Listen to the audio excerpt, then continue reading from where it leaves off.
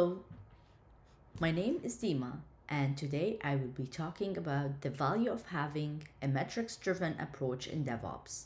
I will also give few tips that can help leaders find the tool that enables their teams to achieve success.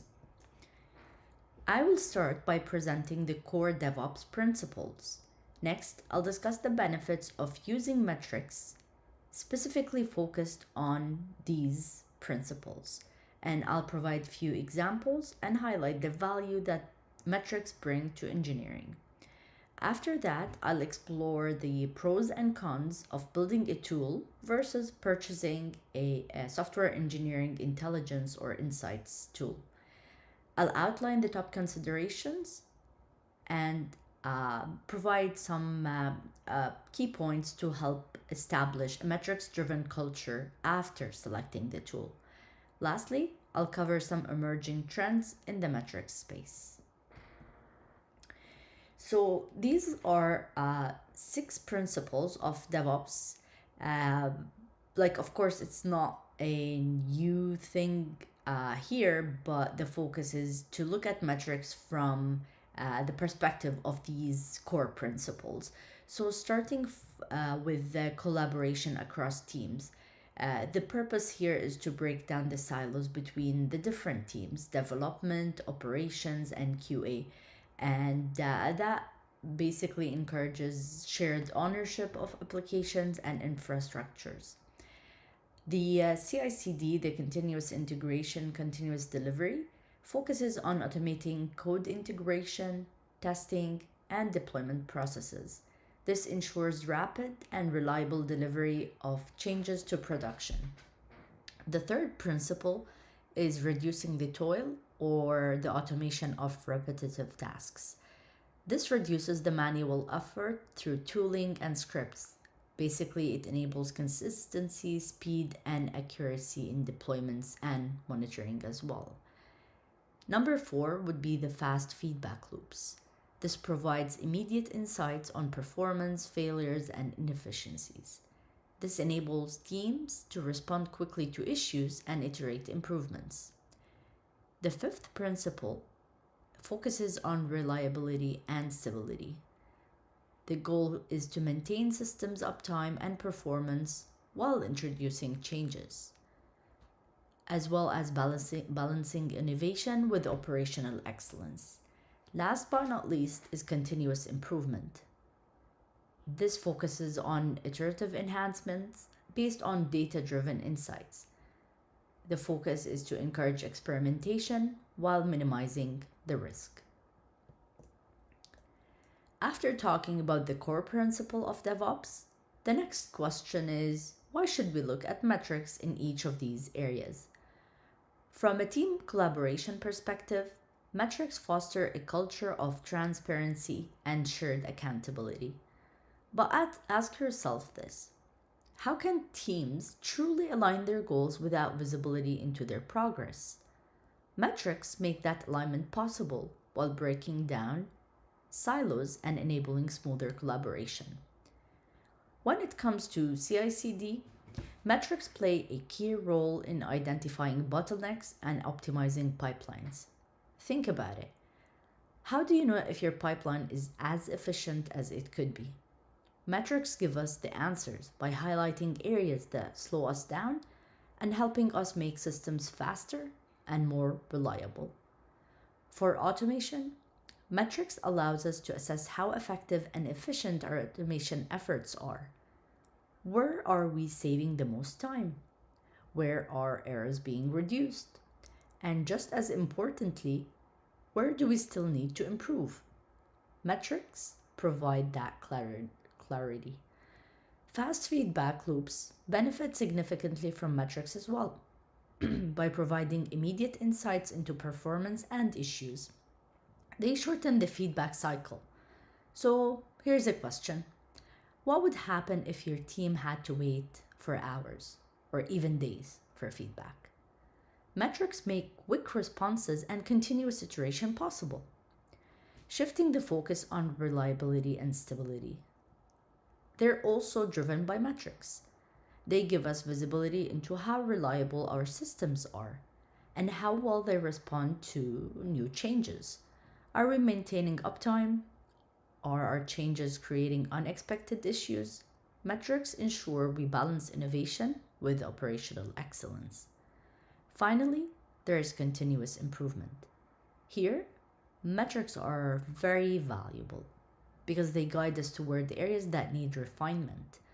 The more we investigate the data, the more opportunities we uncover to make things better and more efficient. If we think about it, what areas could be refined today if we had the right data? There's a lot of metrics out there, but I'm listing few examples that align with the DevOps principles. For teams collaboration, PR review metrics is a good set of metrics to look at to measure the engagement on code reviews and highlight the collaborative efficiency and the different teams involved in the code areas. The other aspect under teams collaboration is the shared incident resolution time. This helps us track how quickly cross functional teams resolve incidents together, as well as the incident handoff process efficiency. It measures the time and quality of communication during incidents and escalations. For CI/CD, deployment frequency, which looks at the frequency of releasing code or deploying code into production, it ensures frequent and reliable delivery. Lead time for changes measures the time from code commit to deployment. Time to build tracks the duration it takes for code to build, and this ensures pipeline efficiency, as well as the pipeline failure rate, which focuses on how stable the pipelines are, and it highlights potential bottlenecks in the systems. Metrics for automation. Basically, there's different areas here, right? Automated test coverage, which indicates how much of the process is automated. Automated test pass rate, which is a percentage of automated tests that pass during the CI process. The time to execute automated tasks, as well as looking at the different error rates in manual versus automated tasks. For the feedback loops, there are different areas to look at: the mean time to detection, tracking how quickly issues are identified, and the alert response time, focusing on how fast we're acting upon incidents after receiving an alert, code review turnaround time as well, which measures the efficiency of development lifecycle. Shifting the focus to reliability and stability, build success rate, which is percentage of successful builds in the CI pipeline, and this indicates how reliable and stable the system is. The system uptime percentage, which tracks the percentage of time systems remain operational and accessible. The change failure rate, which measures the frequency of failures, and the mean time to recovery, which monitors how quickly issues are resolved. Last but not least is the continuous improvements. Some metrics like sprint velocity or deployment times, they help track progress and highlight areas for improvement. Some metrics here would be the cycle time, which measures how quickly features or fixes are delivered, the defect escape rate, which tracks how many defects reach production, and again, sprint velocity, which looks at the velocity where things are being delivered within a sprint.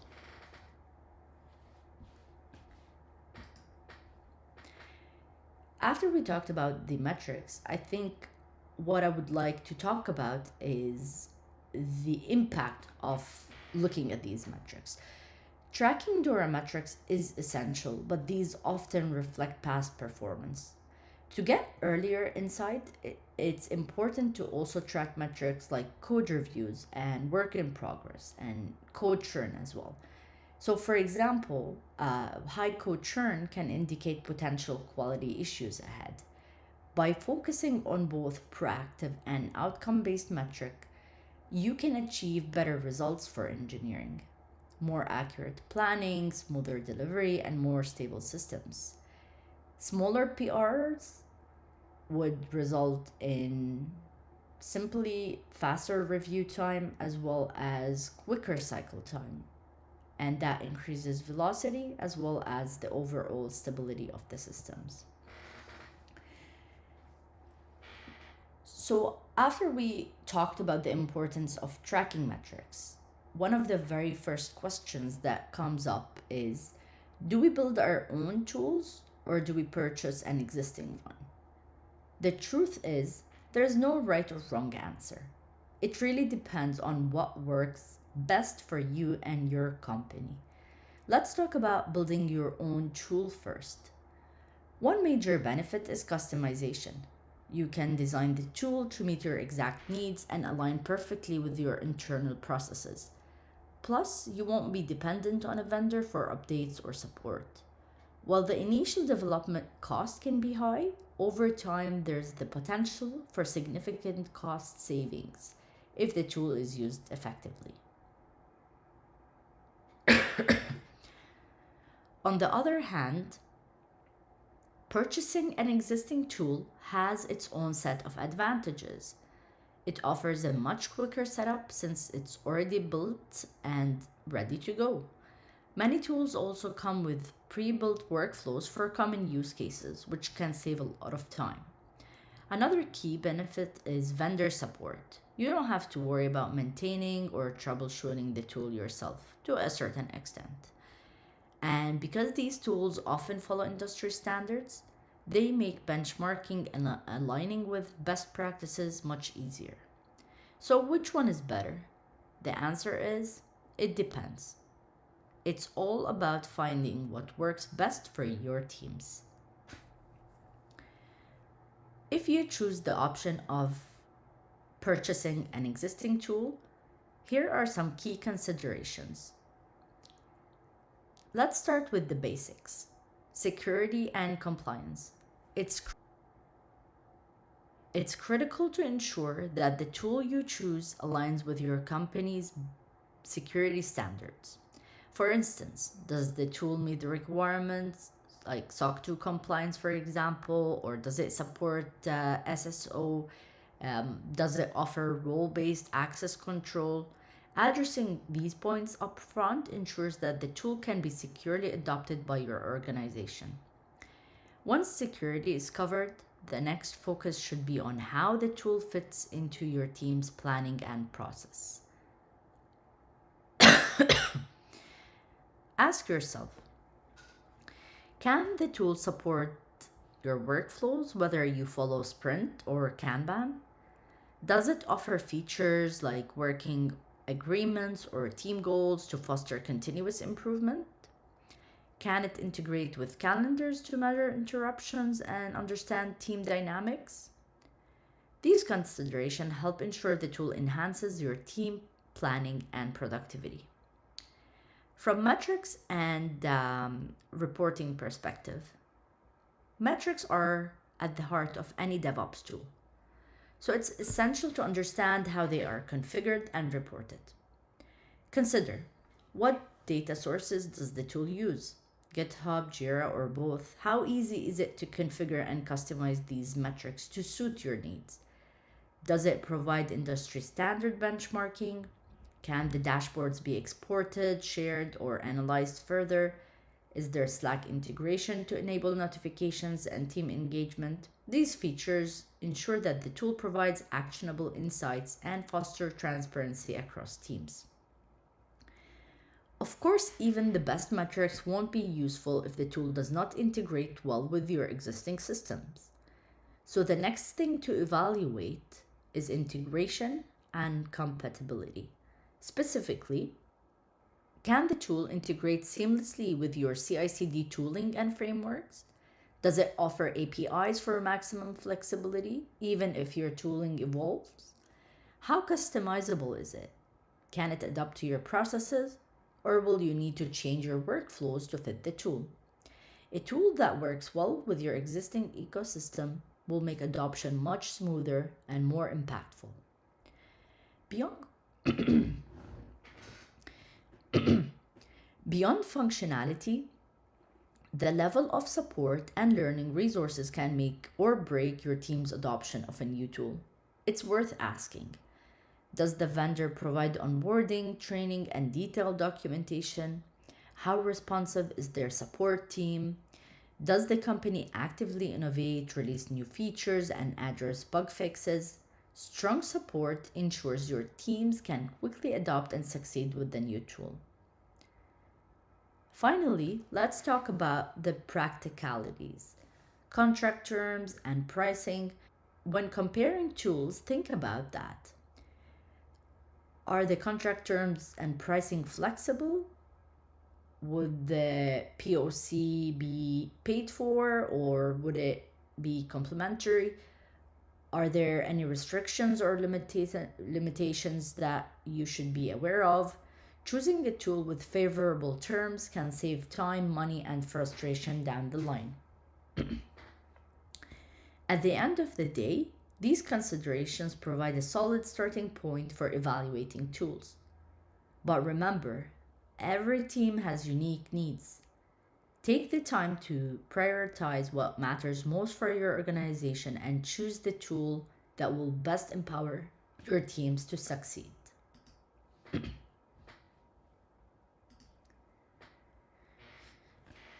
Now that we covered selecting a tool, the next critical step is adopting it effectively and building a metrics driven culture with your teams. Let's break this down. First, focus on metrics that align with your business goals. It's easy to get caught up in tracking everything, but the real value comes from identifying the metrics that directly support your organization's objectives. Ask yourself, what insights do we need to drive success? Next, it's important to create actionable dashboards and reports. These should make it easy for teams to understand the data and take meaningful actions. Dashboards shouldn't just display numbers. They should tell a story about what's working and what needs attention. Training is another crucial piece of the puzzle. Teams need to understand what the metrics mean and how they should act on them. Without proper training, metrics can feel overwhelming or disconnected from day-to-day work. Celebrate small wins along the way. When data-driven improvements lead to positive outcomes, take the time to recognize and share those successes. It reinforces the importance of metrics and keep teams motivated. At the same time, avoid the trap of tracking too many metrics. It can dilute focus and lead to analysis paralysis. Pick a handful or meaningful set of metrics and stick to them. Finally, be mindful of alert fatigue. If you have too many alerts or poorly tuned ones, it can overwhelm your team and make it harder to identify what truly matters. Aim for quality over quantity. By focusing on these steps, you can help your teams adopt the tool effectively, build a strong metrics-driven culture, and ensure metrics drive meaningful improvements without adding unnecessary noise. To improve developer experience, it's essential to go beyond just DORA metrics and incorporate additional indicators that can highlight heavy workloads and burnout risks, such as the work in progress metric. Another key factor in enhancing developer experience is combining developer experience surveys with metrics. This gives you both qualitative and quantitative insights, providing a clear picture of your team's experience. Benchmarking. It's another important trend. It can be done in two ways: internal benchmarking, comparing the performance of different teams within the organization to help identify best practices and encourage collaboration, as well as industry standard benchmarking that allows integrating DORA metrics with different platforms and compare your performance against industry standards. And this will provide valuable insights. Last but not least is the AI. For AI and machine learning integration, benchmarking AI-driven development alongside traditional workflows will allow you to assess the impact of AI tooling on your processes and metrics. Predictive analytics can also identify patterns that could potentially cause failures and before they happen. Another thing that could be using AI is utilizing AI powered tools to suggest automated improvements to optimize workflows and processes. By integrating these elements, developer experience metrics, benchmarking, and AI, you can build a more effective forward thinking approach to track and improve team performance. To, to summarize, DevOps thrives on collaboration, automation, and continuous improvement. We cannot have continuous improvement if there is no visibility into the data, and that's why we need metrics. Metrics will help us identify bottlenecks, improve workflows, and maintain system stability. You can start with the core metrics, like DORA for example, and then expand them based on your team's needs. Choosing the right tools is not an easy decision, but at the end of the day, it's what works for you and your team. Whether it's in house or vendor tools, it needs to align with the choice that meets your organization goals. After the tool is purchased or built, it's important to improve the adoption of the tool and build a metrics driven culture that promotes continuous improvement, transparency, and accountability. And that happens by building